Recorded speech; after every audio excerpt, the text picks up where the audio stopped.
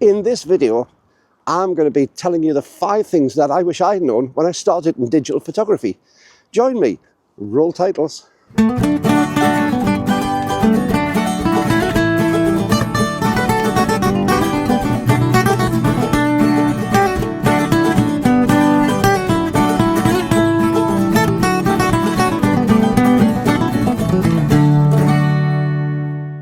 Hi YouTube, Brian James at Megapixel Guide with you once again. Welcome to the new year.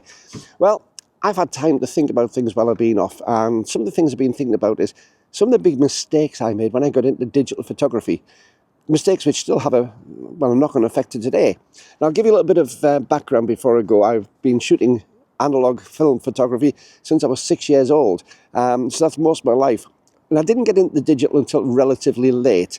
I was probably, about 2013, 14, I got into digital photography.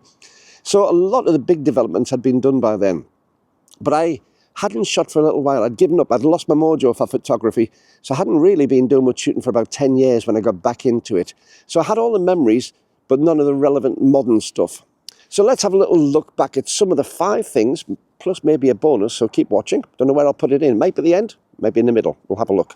However, I decided I was going to have a look back through the 5 things which have influenced me, which I wish I'd known about digital photography when I first started.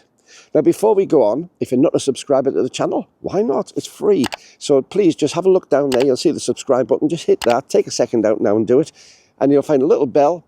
Tick that for the all, and you'll get notifications every time I upload to this channel. And if you could leave me a thumbs up, just like the video. And if you don't, just give us a thumbs up. It doesn't cost you anything, but it does make a huge difference on the channel with YouTube's algorithms to see that more and more people can see the videos. Anyway, back to the 5 things. These aren't in any particular order, but these are just what I decided, well, I think it would be a good idea to do them. Now, what's also prompted me is I've been out today with my trusty old GX1, my Lumix GX1, 16 megapixel, no EVF on the back, the little 12 to 32 kit lens with it. Well, what can you do with this? Well, I've done some amazing things. And again, with this is a highlight as to why I wish I'd known what I know now. So let's hit the first one. That camera's got a 16 megapixel sensor, which sounds very, very small these days. But 16 megapixel was the halfway house in this. Micro Four Thirds started off with 12 megapixel sensors. And I've got a 12 megapixel camera at home, and it is fantastic what it can do. In fact, I had a real pro level camera in having the Canon, the 1D Mark III, which was a 10 megapixel camera, but it was the top of the range camera when it came out. How can that be?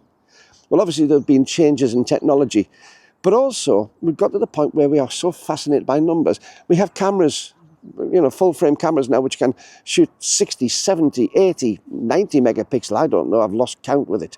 But does it make a big difference to 99% of photographers? Probably not. And you pay for those differences. Now, don't get me wrong. There will be some people who are using cameras for, say, birding or something like that, where they're at the extremes of a long lens. And to be able to crop in and make it usable, then high megapixels are really worth it. But ask yourself, how often do you do that? And I asked myself that often, how often I did it. So I went on, when I was in photography at first, digital photography, I went on a bit of a bender trying to find a higher pixel, going for pixel count, higher pixel count, higher pixel count. And you know what? It made a little difference to the quality of the photographs I was getting afterwards.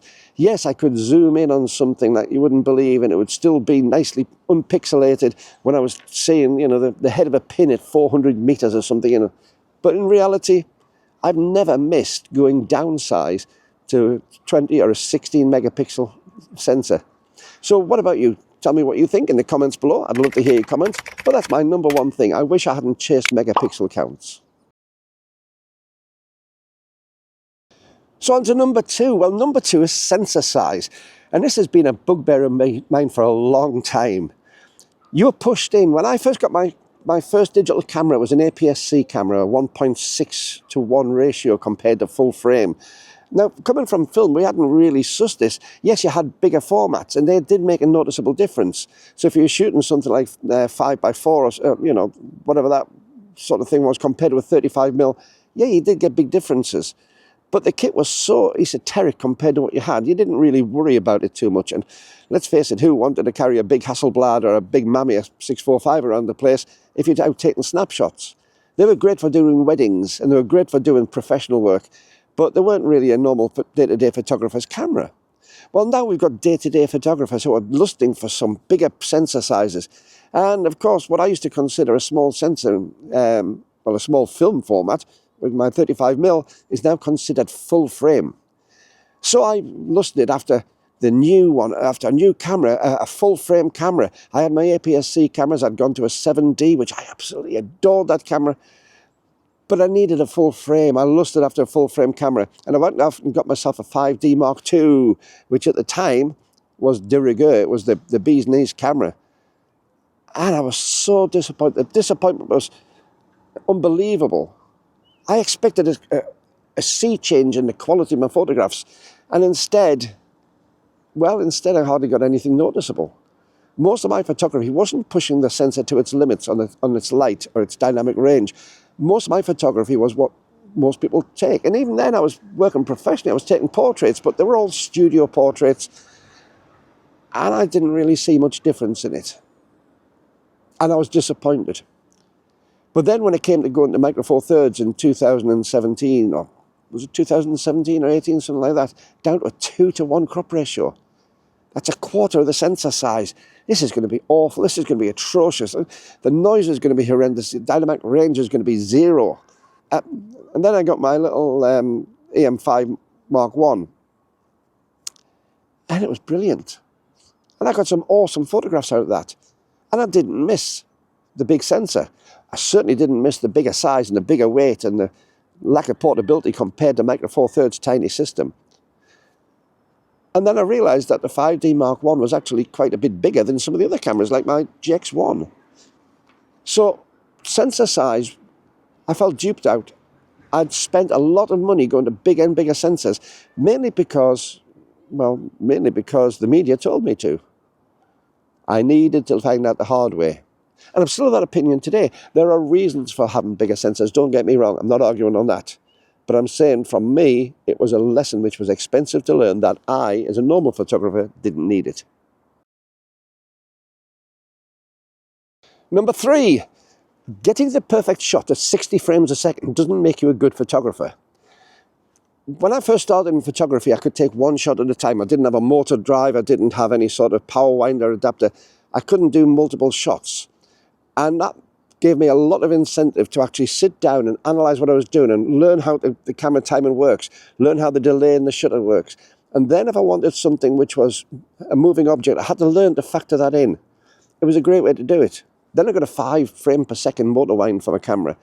And on 36 frames of film, it did not go through it fast. So you were very, very careful. You couldn't just waste the film like that. Was expensive. So using 5 shots a second did give you some leeway to be able to get that perfect shot. But at a 1/5 of a second, that's effectively what it is, well, you know, that's not a great deal of guarantee, even then, that you're going to get this perfect timing. Could be slightly ahead, could be slightly behind. But it was a big improvement what I had. I came on to digital cameras. And digital cameras, I could be getting, 6, 7 frames, 8 frames, then up to, when I got my 1D Mark III, 10 frames per second on this phenomenal camera. Listen to the shutter going up and down at that speed. It was quite frightening, actually, at times. It really did make a big noise in those days. Then I got on to Micro Four Thirds, and suddenly, my EM1 Mark I, when I got that, and I was shooting comfortably at 20 frames a second.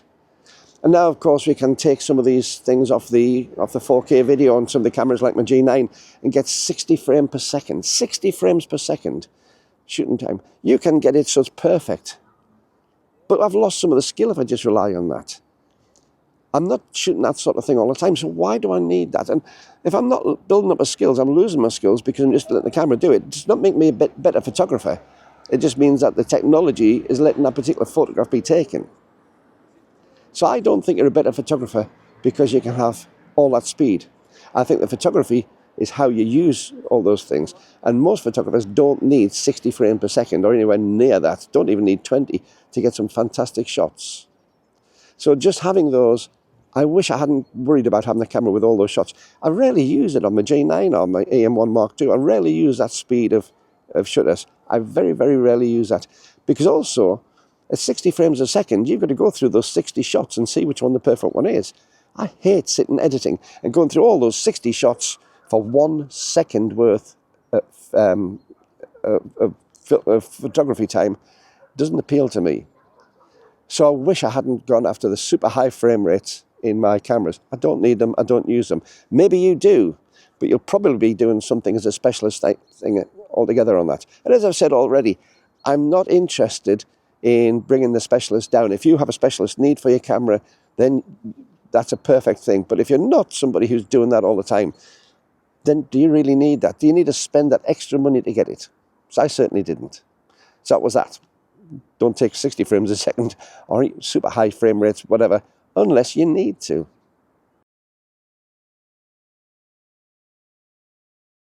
Number four, well, I have a belief that camera improvements are inversely proportional to the length of time that the cameras are around. What do I mean by that? When Micro Four Thirds first came out with the G1 from Lumix, and then the EM5, the first real professional camera on Micro Four Thirds, EM5, it was amazing. You had mirrorless cameras which were capable of doing some fantastic shots and very little lag. You had an EVF which worked really well, which was bright, which was easy to use, which again gave you fantastic viewing without big lag. It gave you lightweight, it gave you all sorts of bits and pieces, and it gave you 5-axis image stabilization. I think it was 5 on the M5 Mark I, it might have been 3, but anyway, you had built-in image stabilization, IBIS. We had so many innovations in those early days. When you got the EM1 Mark I, it was a field away from the EM5 Mark I. All these improvements. And the lenses were so fantastic. Tiny little packages of lenses which were super sharp and super good contrast and super good images come out of them. These really proved some huge advances in photography. But that was 2012, 13, something like that, maybe a little bit earlier. And where are we now? Yes, we've got some fantastic improvements, but between the EM1 Mark I and the EM1 Mark II, it was a huge, huge jump. When you got to now, and we're looking at the difference between the current OM1, say the Mark I and the Mark II, there's improvements, don't get me wrong, but how many? And are they really innovative? Between the EM1 Mark III and the OM1, the Mark I OM1, there were some good jumps, but they weren't, in my mind, super innovative. But yes, we had a stacked sensor in that. When we went from the GH6 to the GH7 with Lumix, yeah, you got the face detect autofocus, but you'd had face detect autofocus in Olympus for years. So to me, yes, it was a nice innovation to have in the Lumix, but it wasn't this huge jump. We went up to 25 megapixels instead of 20, but that's not a great amount of difference. And having to wait longer and longer between camera models to see those differences. When it first came out, it was rapid. There was a rapid succession. G1, G2, G4, all these sort of things went through the roof. And now we see one every few years. I think it was between the G9 and the G9 Mark II, it was about 6 years, something like that. It came out about 2018, maybe 2017. So we're not getting those big differences anymore. So yes, I think it is inversely proportional to time. Time goes long and we get less and less of an improvement each time. And I honestly believe that camera development, at least in the format that we know it, is just about reaching its perfection. It's just about at its peak. So yes, I wish I'd known that, because I maybe would have hesitated a little bit before I bought some expensive cameras in the past. I may have been less impressed to go out and buy the next model every so often, because the next model became less and less of a cost-effective thing for me. So now I tend to wait 2, maybe 3 models, if I buy new cameras at all. My G9 is still my top-end camera, and my EM1 Mark II is still my top-end camera. And the rest that I've got below that in the ranges work perfectly well and give fantastic images. What do you think? Let me know in the comments below. I'm really interested in what you think about these. Are these useful to you? Do you wish you'd known these things? Or are you a photographer coming into it and pondering my words and saying, well, that can't be right because the media says different? Let me know in the comments below. I'd love to know what you think. Number 5, shoot for the expected output media. What on earth does that mean? Well, very, very simple. I spent a long time when I first got into digital photography because I had all these fantastic new toys to play with compared to film. And I went out and tried to do the best possible shots of everything. I wasted hours and hours of my life, and I spent a fortune trying to get the very best shot. I wouldn't shoot in JPEG. I had to shoot in RAW because RAW is how you get the best photographs. I had to do this, had to do that. It had to be a certain size and certain shape, and everything I did had to be a full resolution. And very quickly I realized that the majority of my shots, except for paid shots, I'm keeping my professional side separate from my personal side, most of my shots went onto Facebook or Instagram or any of those sort of platforms. And especially on Facebook, they get, well, the resolution's down. You can't put super big photos onto Facebook because it just makes them small. It's terrible. And I take some fantastic shots, which I was so proud of.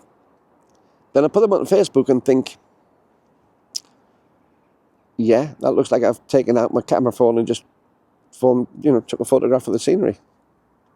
Because all the detail was gone. All the contrast was gone. All the things I'd put the time and effort into was gone. And quite often on various platforms, they get cropped anyway. So you're doing this fantastic composition, which you upload and it's wrong and it just doesn't look so good anymore. So I started shooting, instead of shooting everything as if I was doing a professional photo shoot for a client every time, I started shooting for myself, and I started shooting for what I'd like it to go on to. When I was doing professional shots, portrait shots, yes, I would always shoot in RAW. I would always want the best quality for my client. I would take amazing amount of effort, an amazing amount of fuss put into what I was doing to make sure my client had the best possible shot I could produce for them. But for me, most of my stuff is for the family. And even if it's been taken in a JPEG format from source, and even if you've used some filters and things on it to change it, and all these bits and pieces that you shouldn't do if you're taking a perfect photo, sometimes they are perfect for the medium it goes on to. So I tend now to look at the medium I'm aiming towards, and I'll take my photography to match that, and give myself a much easier life as I do it. So there we are, 5 things. 5 things I wish I'd known before I started on digital photography. But there is an extra one, so let's have a look and see if I've got a bonus one for you. And well done for coming this far. Thank you very much for watching. But I did promise you at the beginning a bonus. I cheated. I'm putting it at the end. It's the best place for it. Here's my little bonus piece of information, my bonus piece of observation on my trip into digital photography. Things I wish I'd known when I started, and I've wasted a lot of time and effort by not knowing. And this is it. Just because your memory card will hold thousands of shots, maybe tens of thousands of shots, doesn't mean to say you have to keep on filling it up all the time. Now, again, this comes back to me from my film days when I'd get a roll of film. It would cost me a certain amount of money for a 24 exposure, or maybe if I was lucky, a 36 exposure roll of film. Then I'd take my shots carefully because I knew I didn't have that many shots to take. I couldn't play around that much because, well, it was expensive. And it got even more expensive when I had to get it processed, send it away, and then wait for the prints to come back. Then I'd learn if I'd done it properly or not. Now, in today's digital world, it's so easy. We can just press the shutter as many times as we want. We can see our mistakes, and it doesn't cost a penny. We don't like them, we just erase them. But the problem with that is we become very, very lazy. And that laziness has a knock-on effect for us further down the line. In a similar thing to what I was saying before about, do you have to take 60 frames a second? Well, same problem with this. If you take 10,000 shots, you've got to look through those 10,000 shots afterwards. And if 9,990 of them are a waste of time, you're looking through 10,000 shots for just 10 to use. I fell into that trap. It's wonderful. You can learn easily. But the problem with it, for me, is it's time consuming. I can be lazy at the beginning, just spray and pray. But as soon as I get to the end of that, I've got to spend a lot more time going through those photos, trying to see what was good and what was bad. And sometimes I miss the perfect shot because I'm just overwhelmed by the different images I'm seeing.